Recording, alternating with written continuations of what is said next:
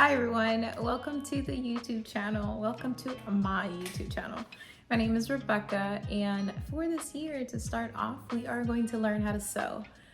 You are going to need a few things. So take out your sewing machine from that closet, okay?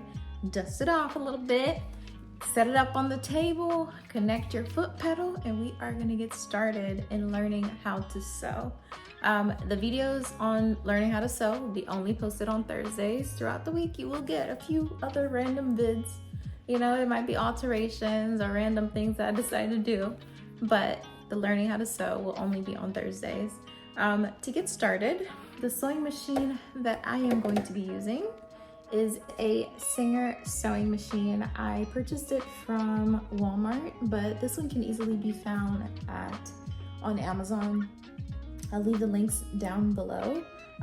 Very easy to set up. I won't go over how to set it up today in this video because everyone has different sewing machines. So I think it would be wise that you open up your manual and take a look to see what parts are what.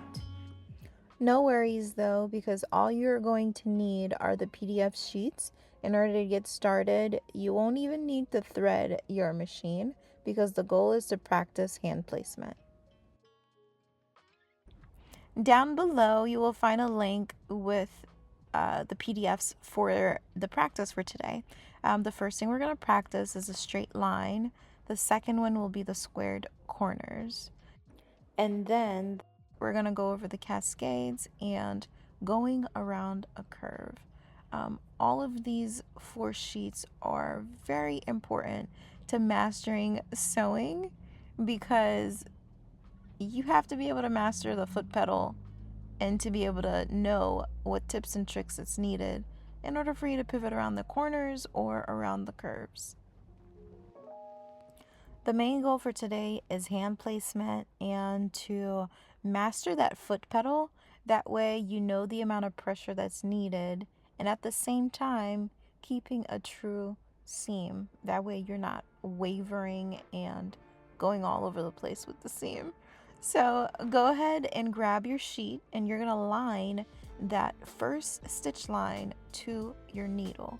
Now, there are some machines that automatically do a reverse stitch right in the beginning, but for this Singer, it just sews forward unless you are pressing that reverse button.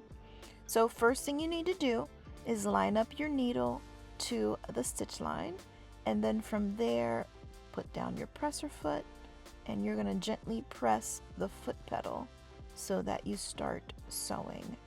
Keep your left hand on the paper so that it stabilizes it on the left hand side, and your right hand will grab and guide the paper or garment from the front. Keep it steady and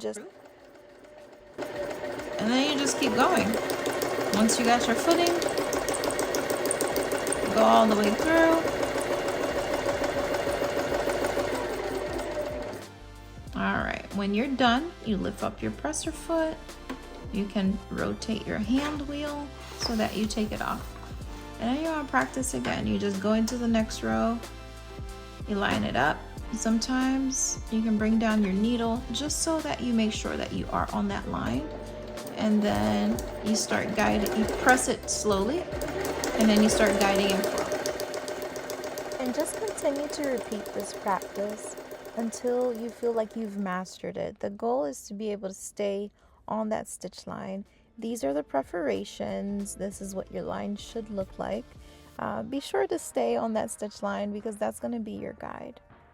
But now we are going to move on to the squared corners. The goal for the squared corners is to remain true to the stitch line while pivoting and anchoring at the corners exactly where it needs to be. There are some sewing patterns that will require this precision, so it's always good to be able to master it and knowing how to do it. So first thing you're going to do is again line up your needle to the stitch line Slowly press that foot pedal, bring down your presser foot, of course, and this time you are going to walk the needle with the hand wheel to the corner, lift up your presser foot, pivot and turn, put down your presser foot, and keep going until you make it to the next corner. Again, lift up your presser foot, rotate your paper, put down your presser foot, and keep going. I apologize for the lighting here. It adjusts depending on where my brown hands are on the screen. It will brighten. But the process is the same throughout. I do show this a few times. Now, every time I am lifting up that presser foot, I make sure that my needle is sunk is into the garment. It has to sink into the garment. If your needle is not in place, your fabric, your paper, it will move. It will move. So always make sure that you sink your needle before you lift up the presser foot, because now you have nothing anchoring it into place. So your perforations should look a little something like this. You want to be able to sink that needle into each corner. I want you to continue practicing this until you master it. And once you have, grab yourself a couple of fat quarters so that next week we can apply everything that we've been practicing onto fabric itself.